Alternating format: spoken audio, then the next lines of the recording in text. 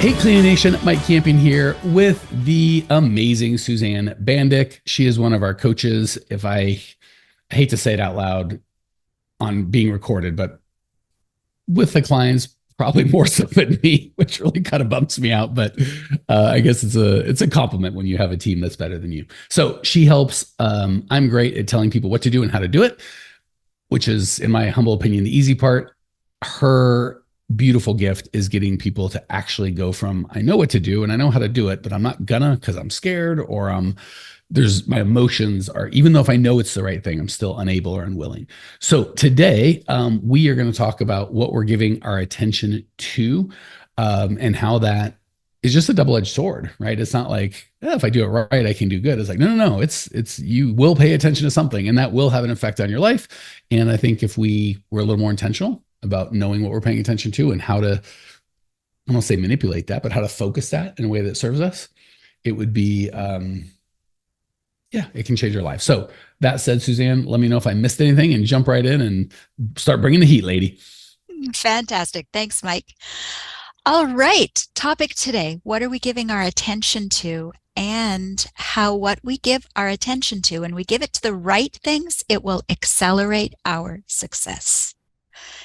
So quite often, and I must say I've been guilty of this at times too, and I do a lot of mindset work, but sometimes we tend to focus on the negatives or the challenges. What's going wrong? And in our particular topic, maybe it's not enough cleaners aren't working well together, not enough clients, not enough money. We're focused on things that are going wrong. And I would like to suggest to everyone that really our thoughts and where we focus is a choice. And what we put our attention on will grow. So we're going to talk today about how to change your attention to look at positives and success instead of the challenges. I have already thoughts. You tell me if it would be most helpful to share those now or to wait until you've gotten a couple. Go for it, Mike. Let's not let everybody wait.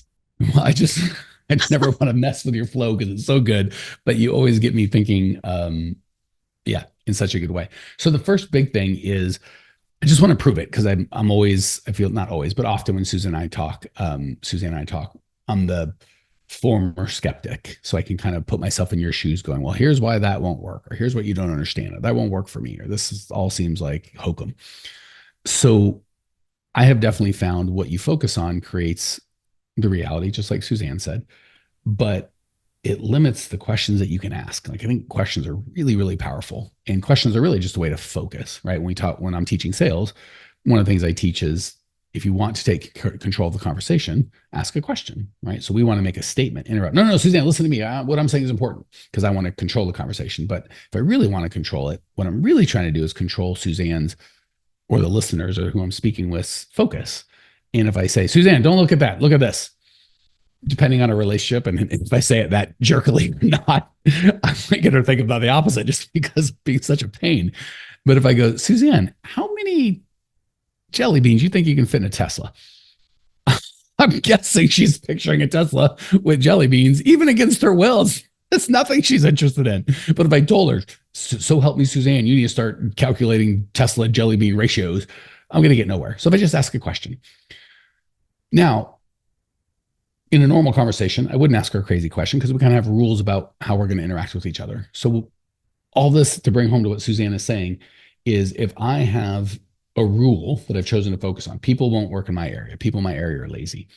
The questions that I'm asking are completely limited. I can't ask, why does Chick-fil-A have tons of employees that seem to show up on time? They've got 36 working right now, probably for the same or less money than I do. Or why are there other cleaning companies that are seeming to do well, right? We can't even ask that question because the focus is, why are people so lazy? So I just wanted to kind of flesh out for people that are a little thicker skulled like I am, is to kind of how some of that, and same thing, right? We've all bought cars and we're like, oh, I looked at the new Tesla and I think that's sexy. And prior to that thought, I've seen 3.5 Teslas on the road. But as soon as I decide I want a Tesla, I see 984. So wanted to I'll give one more example because I know this is a tough one. Maybe it's just my own crazy I'm playing out on the audience. Anthony Robbins, who I'm a big fan of in many regards, talks about when he went race car driving and the driver told him the exact same thing that Suzanne said: where you focus, you're going to get more of. And Anthony Robbins did what Suzanne would probably do. I'm like, yeah, that's kind of what I do. Thanks for that. And he said, okay, but what that means is when we're driving, if you get into a spin, please don't look at the wall, which is what your fear is going to tell you to do, because you're going to end up with the wall. And Anthony Robbins was like, yeah, again, do this for a living. Thank you very much. So they get driving and they get into a spin, and Anthony Robbins, because he's an amazing coach, immediately, nope, he looks at the wall, just like every other terrified human and probably before him is done. And the genius part is what Suzanne's going to do for us now on this call. If any of you know, Anthony Robbins is a big man, very big man, and race car drivers are typically not large men. So he's looking at this guy's massive hands who thinks he's going to die, gripping the wheel. And he's like, if I fight him for the wheel, we're going to die. Like, there's no way I can move this massive man's, he's terrified. Like, I'm just too little. I'm at a weird angle. Not going to happen. But what I can do, put his hands on both of Anthony Robbins' big melon head and focused it where he wanted him to focus. So he physically shifted the focus, knowing I will lose the battle. If I yell at him, don't look at the wall. If I try and fight him for the car and where it's going, we're all going to die. But if I can shift his focus, which is what I can do, we will live. And I think I don't want to put words into Suzanne's mouth, but when she's saying we can shift our focus, picture your own big hands on your own big dumb head sometimes and moving that, as opposed to yelling at yourself, don't look at the wall, because you're going to go right on that wall and die. Take your head, shift the focus. Back to you, Suzanne. Thanks for putting up with me. Mike, that was awesome. All right. I felt like I was on. I love it. I love that example. Thank you. That is so true. Okay, so now that we're out of time, so thank you very much. We're done. Okay, that's all, folks. Bye. No, I need more time, Mike. Yes. Well, all right. We will, just for you, because we love you. Let's get this party going. Thank you. All right. So now that we know, let's be very specific. We will get more of whatever we choose to focus on.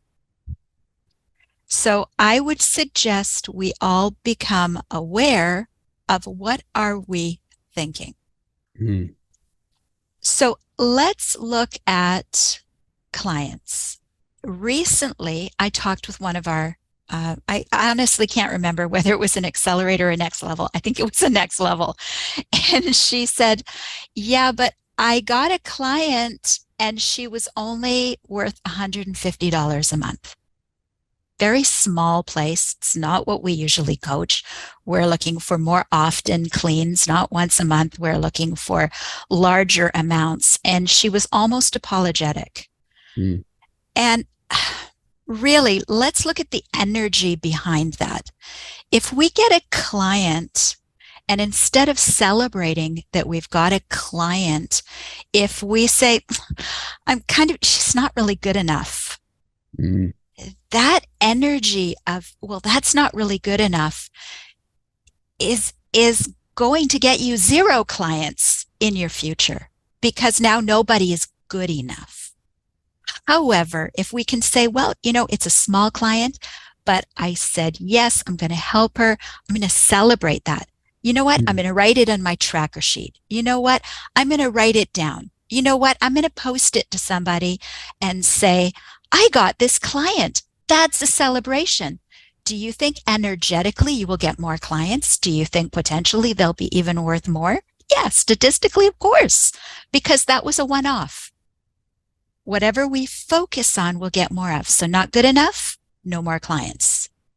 I'm celebrating you, more clients.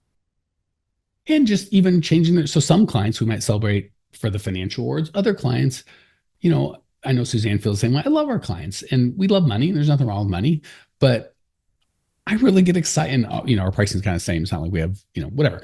But if we did have a little client, the question I would ask myself is, well, should I take it? If the answer is no, let me try and find him or her that's fine. There's nothing wrong with that. And then I'm still going to celebrate, like, awesome, I was able to help that person, even if we're not a good fit. But if I say yes, there's got to be a reason. And if it's like, well, it wasn't really a financial reason, Well, then it was for me, it was probably an emotional reason. Like, maybe Suzanne's my client. Maybe it's only $150 and maybe whatever. I'm like, well, but she wouldn't pay that unless it was really going to be a big deal for her. So I can still celebrate how it's going to make her feel, how my team's going to feel. And yeah, there's other elements and again, money's important. Please don't, let's not lose sight of it as a business. But I found the more people we serve and the more excited we are about it, the more money we tend to make. So there's just so many things to celebrate that are not even financial. Not that financial is not important.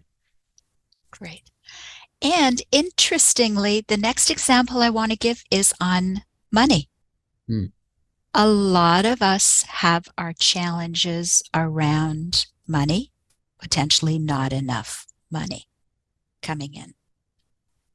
And remember, I said, what are we giving our attention to? Sometimes, because we're not comfortable, we have some debt, we're concerned about not enough money coming in, we don't want to focus on money. We don't want to give it any attention. We want to just put that whole thing in a drawer, not look at it at all, kind of ignore it. Now, think about if the energy of money was like your best friend or a friend, and your friend comes knocking on the door and you say to your friend, I don't want to deal with you right now. Why don't you just stand in a closet or hide in a drawer? Do you think your friend is going to want to come back, is going to want to stick around? No. So my suggestion is, if income and money is a challenge that you think, I just don't want to look at it, I don't want to face it, I'm going to suggest that you put some loving attention to it. Look at your numbers, look at business financials, look at personal budgeting. You may not like where you are, but I guarantee if you figure out where you are now taking your control back. You can now take responsibility and see where you can go, and best, you can get help to go there. And it changes your world, because now all of a sudden, knock, knock, knock, your friend money has come to the door and you're welcoming them in, saying, let's have a cup of coffee together.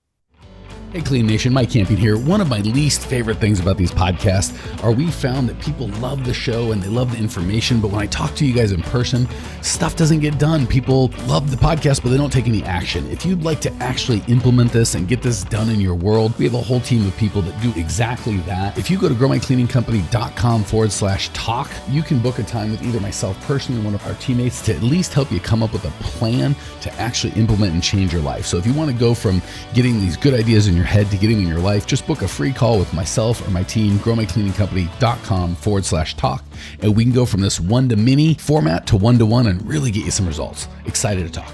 So this one's tough, Suzanne, because this is one of the ones that my brain gets 100%. Like I've noticed, like some of them, like, I don't know, I'm always trying to advocate for the people that aren't here. My brain gets it. I'm like, so simple, but my heart immediately goes, I'm not going to do that. Not because I don't know it's good for me, but I'm so used to just putting it in that dark corner, and I probably felt pretty gross about it for a long time, but less gross. So how do I make that first step of bringing it out into the light? Like, I think that's my fear, is people are like, I get it, I know, like, you know what I'm saying? Like, brush your teeth, but if I haven't brushed, or the click it or ticket. And it's like, if I've been driving down the road at 50 years old and I don't have my seatbelt on after a million warnings, I'm not going to do it now. So how do we help? That's a great question. And honestly, I am still working on that. I believe the biggest decision is to look at your life and decide if you want that area to change. The first thing we need to do is make the decision. That's a good point. So I really want it to change. That's it. So really, when I say I'm afraid to look at that, my commitment to really changing is lower than my commitment to being comfortable. Right. So I have to go, okay, today's the day. I don't want to live like this anymore. That low grade feeling, every time numbers come up, I'm done. And then for me, I might break once. So you're 100% right. The foundation has to be making the decision. So I think that's really it. I haven't made the decision yet. I've decided I'm going to keep living this version of my life that is comfortable, even though it's not long-term good. I think the second thing is maybe get some help. Like if I was in that situation and Suzanne and I are friends and I would, be embarrassing, but if I had to go do it myself, it might be scary. But if I told Suzanne, I'm terrible at numbers, would you go through them with me for a half hour tomorrow at noon? And Suzanne says, I'll be there at noon. It's like, okay. So now me setting the appointment is a little easier than pulling it out and digging into it. So I can kind of like leave little breadcrumbs to myself. So I might just consider if there's something that's scary, A, make the decision fully, and then B, maybe break it up into a smaller, okay, what can I do to start myself down that path? And then once I made the appointment with Suzanne, the likelihood I'm going to stand her up is low. And then we go, probably not get everything solved, but maybe we just get it out and look at it together for a half hour. I feel better. And now I can do this next step. So that was the only pieces I've got. It's true. And I'm not going to sugarcoat this. This can be a hard one. 100%. Very hard on all of us. However, if we make the decision, I need to have something change, and we're brave enough to follow through and actually take the action so that we can see this. It's like you were just saying with Tony Robbins. Put your hands on your face. This may be a beautiful graphic example, right? Think of, I'm not focusing on my finances. I should be. Take your hands, put them on your face, and do that turn of the face to say, that's like my trigger, right? My physical trigger to change. I'm going to do it. I've just made a connection. I don't think I made before. I think will be helpful to the audience.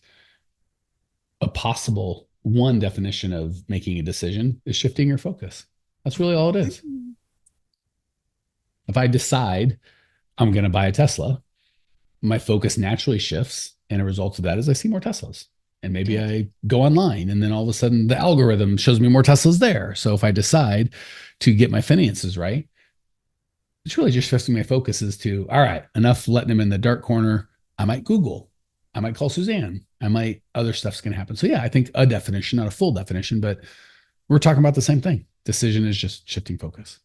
Perfect. And I actually have 3 steps. It wouldn't be a Suzanne podcast if we didn't have 3. One of these days you're going to blow my mind with 4.5 and I'm not going to know what to do, but I expected 3. We're all excited for 3. Hit us, lady. Okay. First one, because again, we're talking about what are we giving our attention to? So first suggestion is always look for the good or what is going right in every situation. So smart.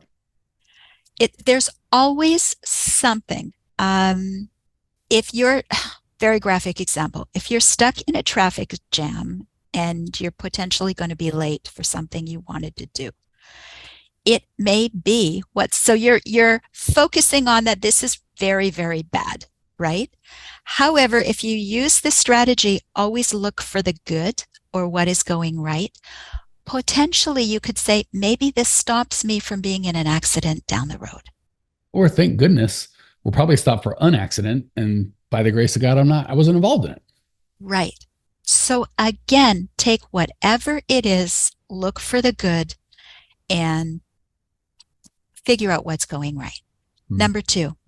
And just aside from the benefits, it feels better, right? Like that always look for the bad just feels, if it doesn't work, it makes you miserable, it takes you out of a creative state to fix anything, but it feels terrible, right? That's one of the things I love hanging about with Suzanne is I just always feel good. And it's because, yeah, aside from it being effective, it feels better. And rarely, a lot of things that are effective kind of hurt or aren't great and they don't always line up. So when they do, it's like if ice cream is really good for you, like rarely does that happen. So enjoy it when it does. I love ice cream. And it's good for your soul.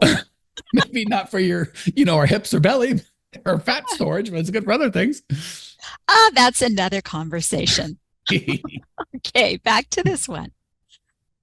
Next one, number 2, is choose to respond rather than react in every situation. Also feels better. Go ahead. And let me define that a little. A reaction is that knee-jerk reaction. Doctor taps your knee with the wooden mallet, your leg comes out.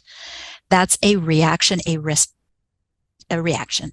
It's like when you get a rash because you touched poison ivy. That's a reaction, usually not good. My suggestion is breathe, whatever is going on. Take a breath. It gives you a moment to think. It gives you a moment to calm yourself. It gives you a moment to choose your response so that you can respond in the most positive way possible. Mm. Okay, again, that helps focus your attention rather than those that are parents in this podcast. Have you ever said something to your kids that later you've had to say, oh, I'm sorry? My son's listening. Love you, boy. Sorry. May not happen as often if you can take a breath and focus and choose how you want to respond to the situation. Mm. And number 3 is check your thoughts throughout the day and ask yourself, what am I putting my attention on? Is it something I want or something I don't want to experience? Magical formula. Gosh. And again, what I love the best, Suzanne, is what you say, having coached and done stuff horribly wrong and done a couple things right. I've just experienced all that to be wildly effective. But again, my favorite part, and I feel like I'm banging a single note here, is just, it really is a better way to live. Like, one of the things that we do with our clients is we celebrate every week. And sometimes we have to train them because they want to focus on all the bad, or they'll say crazy things like, I don't have anything to celebrate this week. And it's like, good Lord, like, are you healthy? Yeah. Okay. Well, millions, if not hundreds of millions of people would kill to be in your spot right now, just to answer that question. Are you talking to me on a laptop in an air conditioning home with food in it? Okay, now you're better off than about half the world. Like, it's just crazy to say insane things like, I have nothing to celebrate. And it breaks my heart because it's not the only one I want to see them win, but there can be very, very successful people that are miserable, right? Like, it's fun because we have clients just starting and all the way up to millions of dollars. And I say it periodically, the guys at 10 grand are like, once I get to 20 grand, then I'll be happy. And we've got guys, and it's like, oh, perfect. Because we've got guys in 20 grands. Why don't you meet them and they'll tell you how their life is perfect. And the 20 grand guy's like, all right, 20 is good. But once I get to 50, now I know I'll be happy. Like, no problem. We've got some guys and gals at 50. Let's talk to them. And they're ecstatic and their life is, nope. Hey, well, they know once they hit 1 million. And we can play this game all we want. And again, just for a caveat, for those of you going, I know the truth. Not just my experience, but studies have clearly shown there is a poverty level, right? I can't say the amount because it depends on where you live and other variables, but in the United States, probably somewhere around 40 to 60,000, especially with inflation so high. It might've been 40 at the beginning of this podcast. It's higher now, but there's a part of like, yes, if I don't know where I'm going to eat, or my car is broken, I need to get to work, or my heat is broken, or I get a $200 parking ticket and it ruins my month. Like, those are actual, your life will get better with money substantially. It just will. But above that, they found, believe it or not, it's much more who you live with and how much money you have. So if I make 50 grand a year and live amongst, in wherever I live, 50 grand is enough to have a house and do what I need to do. I can pay my bills, but I live amongst people making 40 grand. I'm happier than I live if I make 100 grand, but I live amongst people that make 120 grand or 150 grand on average. So it really is. And all that shows is it's what we focus on. So not only does the focusing on things that are good make us more effective, I'd rather be the guy that was happy making 50 grand than the miserable guy making 100. So that choosing to focus on what's good is like, well, could I just celebrate the fact that there are people that can't walk or that are on their deathbed or just lost their wife? Could I just celebrate that they would look at me and go, are you kidding me right now with nothing to celebrate? Could I just look at all the positive, and it's overwhelming, and experience that? Or we could go, Susie quit and now I got to clean and my life is over. Same gosh darn circumstance. You just get to pick how you receive it and how you feel it. All right. Preaching over. Suzanne, wrap us any way you see fit, lady. Perfect. Well, I just want to mention, we talk about this a lot, Mike, you and I, gratitude, focus on gratitude. If you can make yourself, and it will later become a habit, make yourself write down 3 things that you're grateful for today, Hmm. whether they're your business or in your personal life. It's going to help you focus on and put your attention on the right things. Love it, love it, love it. You got the 3 big takeaways to start working on, and then the one little, here's what you can do quick. Cleaning Nation, love hanging out with you in this. If you need more, we got Instagram. I think there's 1,200 podcasts, tons and tons of free content out there to make your life better. If you love the podcast, we're like, I need someone to talk to me about my specific situation, not some of this generic stuff. Feel free to reach out to us. Email, Instagram, just say, hey, we've got people that'll talk with you, do our best to help. But appreciate your time and attention. Thanks for being fans. Spread the word, share the show if you're getting value, and we'll talk soon. See ya. Hey, Cleaning Nation, if you dug the content you just got, we don't do any ads and I don't sell anything on this podcast, but if you would just subscribe, rate, and review, it would be huge, and I'd be so appreciative. Not only is it going to help me, but you'll help other owners of cleaning companies across the world work less, make more, and get profitable. So if you appreciate the value we give, again, subscribe, rate, and review. It'd mean the world to me. I'd really appreciate it, and we sure appreciate your time and attention.